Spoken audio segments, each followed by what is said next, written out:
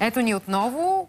Време за духът на здравето. Доктор Неделя Щонова е в студиото, за да ни каже темата си днес. Здравей, Неделя! Здрасти, Неделя! Здравейте, колеги! Темата ни днес е много интересна. Съвременни предизвикателства в подхода и лечението на ревматоидния артрит. И така, френският импресионист Пиер Огюст Ренуар е може би първият добре документиран случай на пациент, който има ревматоиден артрит в историята. Към края на своя живот за Ренуар често е трудно да рисува, защото има силни пристъпи на заболяването, които карат неговите пръсти да се свиват, да се сковават. Но той продължава да прави картини, като понякога дори завързва четката за ръката си. Въпреки болките, Ренуар продължава да създава шедьоври до края на дните си. Можем ли и ние така да създадем шедьовър от живота си, дори когато имаме цялата една разгърната палитра от оплаквания в ставите, като болка, скованост, подуване, обездвижване? Ще попитаме нашите гости в студиото и това са Боряна Ботева, която е заместник-председател на Организацията на пациентите с ревматоидни заболявания в България. Здравейте!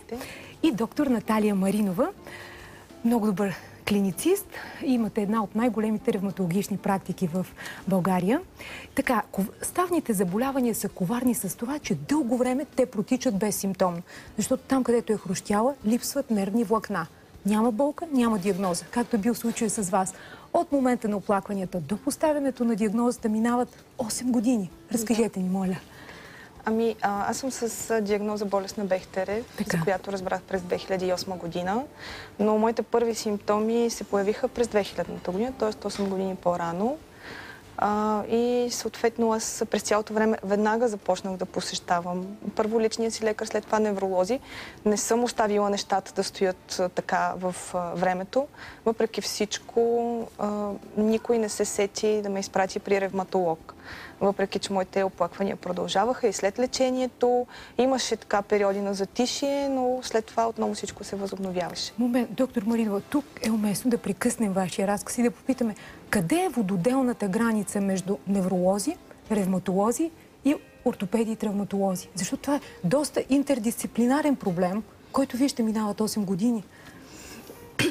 Аз много благодаря на нашата водеща, че веднага в първите секунди на предаването навлязохме в дълбоките води на тематиката ревматоиден артрит, защото с така една гордост мога да кажа, че това, което се случи на Боби, аз имам удоволствието да я познавам от 2004 и 2005 година, вече благодарение на съвместните усилия на ревматологичната общност в България, на водещите клиники по ревматология, на пациентските организации, разбира се, на медиите, този срок изобщо не е толкова дълъг. Но ние трябва да кажем на нашите пациенти, с цялото уважение към тях, че ревматоидният артрит е едно заболяване на доста млади хора и трябва да разбием този мит, че възрастта е тази, която се свързва с ставните заболявания.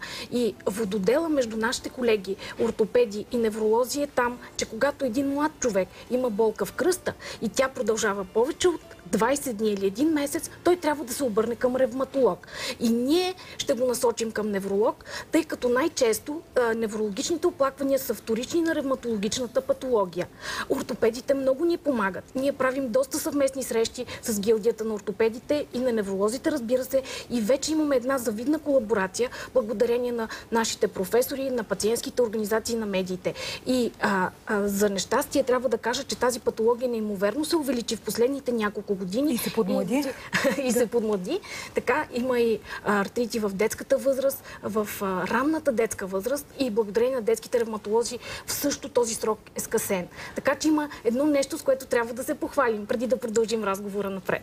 Чудесно. Оказва се, че това е още една от епидемиите на 21 век. Да. И за да може да се ориентираме колко е тежко, тук вие носите едни ревматологични ръкавици. Ако искате да ги сложим, и те показват клиничната скованост и колко е трудно на един пациент. Това действително аз я пробвах. Действително ли е толкова трудно и хората, които имат скованост, изпитват точно тази неспособност за финна моторика? Ето, ако опитам да взема една чаша прясно мляко. Това е което... буквално невъзможно. Да, наистина е така. Това, което искам да кажа, че ние се намираме в една доста предизвикателна ситуация. Говорим за ревматоидния артрит, а присъства пациент с гръбначен артрит. И така ние обхващаме почти 3/4 от ревматологията. Наистина на пациентите с ревматоиден артрит им е доста трудно, защото тази скованост е сутрин и понякога продължава и през целия ден. И сутрин са най-много ангажиментите на всеки от нас да изглежда добре за работния си ден и за своето ежедневие. Добре, казвате тази скованост. Кои са ранните белези на ревматоидния артрит? После ви ще кажете как започнаха вашите оплаквания. Ранните белези на ревматоидния артрит, може би ако трябва, защото нямаме много време да кажа най-важното, това е болката в ставите и то най-вече в малките стави на ръцете и стъпалата, защото това е един от водещите клинични критерии за тази болка в ставите нощем и сутрин.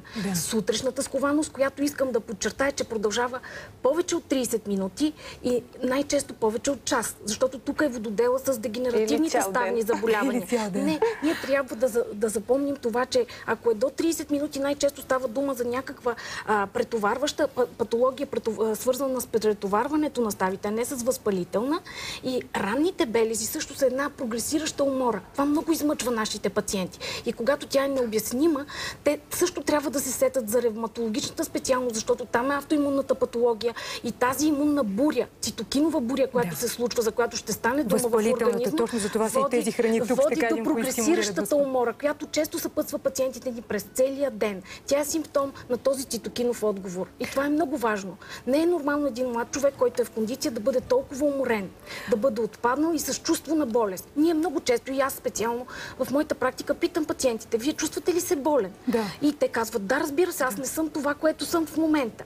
Освен ставната болка, ставната скованост и оттока на малките стави, от китката надолу. Добре, колеги, като символи на тази кампания за увеличаване осъзнатостта на обществото бяха маркирани лъжицата за хранене, връзките за обувки и дамската обувка, високите токчета.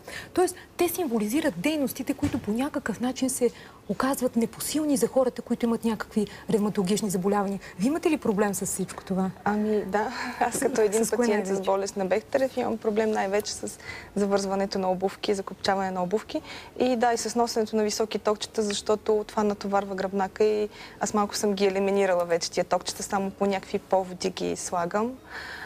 С лъжиците при болестта на Бехтерев няма проблем, но при ревматоидния артрит, да. Аз познавам много хора, които имат затруднения при хващането на лъжица. Виждала съм в други организации, не български обаче, в други държави, специално разработени лъжици, ножове, вилици, които да улесняват ежедневието на хората с ревматоиден артрит и не само ревматоиден артрит. И се надявам това скоро да се случи в България. Ние работиме в тази посока. Съответно, помощта на ревматолозите е много важна, за да могат да кажат да, тези помощни средства са подходящи. Мога ли да вмета само една реплика? Това, което чух вчера, изключително много ме зарадва. Една моя пациентка с ревматоиден артрит дойде в кабинета и ми благодари. Тя е водещ софийски адвокат и каза: доктор Маринов, аз отидох на екскурзия с любимите си обувки, които не можех да обуя. И тогава разбрах, че вие наистина ми помагате. И тази болест има шанс да бъде победена. Така че, може би, тук е мястото да го кажем това. Тази жена беше искрено щастлива от това нещо, че тя не се чувства болна. Ето, това е реален оптимизъм, защото ние знаем, понякога казваме, ревматоидните заболявания днес няма дефинитивно лечение. И понякога това е причина за един терапевтичен нихилизъм и хората се отчаяват. Преди да говорим за модерното лечение, един така наречения артрит панел, серията от диагностични тестове, какво включва? Ето, вчера един колега, оператор, ми се обажда и ми казва: реактивният фактор в кръвта ми е позитивен. Ревматоидният фактор в кръвта ми е позитивен. Означава ли, че имам ревматоиден артрит? Не, това не означава, че имате ревматоиден артрит и ние ежедневно се срещаме с такива случаи в практиката. Пациентите са информирани, разбира се, това е ерата на интернет, на медиите, на информираността на хората и те понякога идват в чисто напълно здраве с един положителен ревматоиден фактор. Разбира се, ние им обясняваме какво значи това. Има около 15% от хората са позитивни за ревматоиден ревматоиден фактор, без да бъдат болни от ревматоиден артрит. Имунологията напредна неимоверно последните десетилетия. Има много по-точни показатели, по-точни антитела, които се изследват, когато ревматолога има подозрение. В този панел, който вие искате да отбележим тук и сега, влизат, благодарение на професор Рашков, той беше вкаран в имунологичните лаборатории на двете водещи ревматологии в София, и в този панел ревматология, ревматоиден артрит влизат всички ревматоидни фактори. Това са ревматоидните фактори по класове, а не общия тест за ревматоиден фактор. Тук влизат анти-ЦЦП антителата, анти-МЦВ антителата, влизат С-реактивния протеин, фибриногена, естествено тайката и пълната кръвна. Фибриноген, пикошна киселина, С-реактивен, да, но все пак нека да знаем целият панел, който възпалителните маркери. Да, защото те отдиференцират голямата група на пациентите с острофазов отговор или възпалителна констелация в кръвта. Но ние трябва да кажем тук отговорно към нашите пациенти, че има и ревматоидни артрити, които са серонегативни. Т.е. те са отрицателни за ревматоиден фактор и това не значи, че те не са болни от ревматоиден артрит. Освен това, доста ерозивни артрити, тежки и инвалидизиращи, протичат с нормална кръвна картина. Затова към диагностиката ние подхождаме комплексно. И тук е ролята на ревматолога, нали, да допълни насочващата функция на личния лекар, който е пуснал началните изследвания, ние да ги допълним, като работим в една колаборация, разбира се. Значи, чудесно. Мнението на Световната ревматологична общественост към момента е, че благотворно влияние върху ставите и околоставните кухини, образования, връзките, лигаменти оказват протекторите, т.е. да пазим ставите. И тук е респективно другия въпрос. Какво утежнява артрита? Лека по лека да канализираме разговора и към лечението, и към това, и към продуктите да коментираме на масата. Кои са нещата, които утежняват? Да започнем от наднорменото тегло. Какъв стрес е върху ставите и излишните килограми? Тук навлизате в една друга патология в ревматологията, дегенеративната патология, и специално за ревматоидния артрит има значение, разбира се, наднорменото тегло в контекста на здравословния начин на живот, но не е чак толкова голяма неговата роля, защото има и много слаби хора, които доста страдат. Тук може би това, което трябва да кажем и ежедневно да съветваме нашите пациенти по какъвто и да е начин да се стремат да се борят с стреса, който е поголовен и на който всички сме изложени. Стреса. Стреса модулира имунния отговор и когато ние дори сме достигнали ремисия при нашите пациенти и сме щастливи за тях и те преживеят личен психотравматичен момент, артрита се показва и напомня за себе си. И това е нещото, което всички трябва да знаем. Освен това, инфекциите. Инфекциите са огромния бич за артрита. Ние трябва да се борим с тях. Съветваме нашите пациенти да избягват контакта с инфекциозно болни, а когато има такъв терен в семейството, да знаят, че те са изложени на риск. Освен това, с генетиката не можем да се борим. Това е едно от нещата, които прави основата, подводната част на айсберга, за да се развие един артрит, но ние за него само казваме, нали, много често не го изследваме, защото това е трудна такава лабораторна диагностика и генетична. Доктор Мария, много приятно ме изненадахте, като вкарахте стреса за рисков фактор, защото наистина много малко се говори за това. Стреса. А вие сега сте изложена на стрес, защото ако релираме разговора към терапията, модерната биологична терапия, биологичното лечение, това, което променя хода на заболяването, вие, младите пациенти, когато решите да забременявате, подписвате една декларация, че щом сте на тази терапия, няма да забременявате. А вие самата сте в млада репродуктивна възраст, искате да си имате детенце и се е наложило да спрете тази терапия сега. Това не е ли стрес? Същия той, за който говорим. Аз лично бях така положително настроена към това спиране на медикаментите.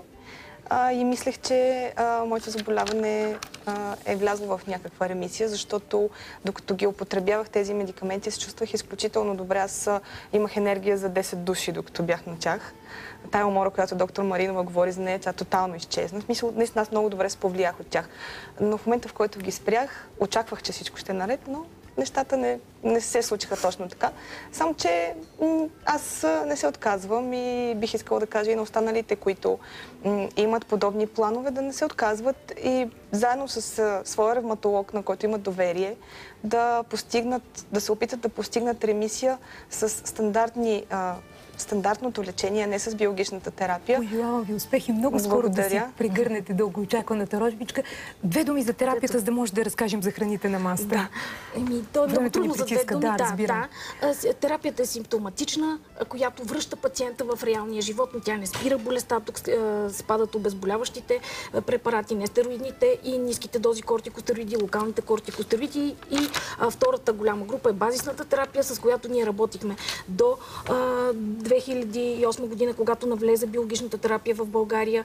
Там спадат много препарати, няма да се спирам на тях. Тя е болест променяща, тъй като има шанс да постигне ремисия или ниска болестна активност на заболяването, и биологичната терапия, която е хита на съвремието, която дълбоко навлезе в България. Ние се гордеем с това нещо. Огромен труд беше направен от всички общо, за които казах, че ние работим в колаборация. И тук това, което искам да кажа за биологичната терапия, може би, защото няма време, е това, че ние се съобразяваме с Агенцията на лекарствата в Европа, където е по-различен подход към биологичните лекарства и бременност. В Щатите специално съществуват регистри за бременните жени. Има биологични препарати, които при повишен риск се пускат по време на бременност. И не е толкова отчаиващо. Времето тотално ни притиска на масата, имаме храни. Неделя, за съжаление, нямаме повече време. Трябва да дадем думата на обедните новини. Аз ще да хапна там. Благодаря ви. Това е финала на днешния преди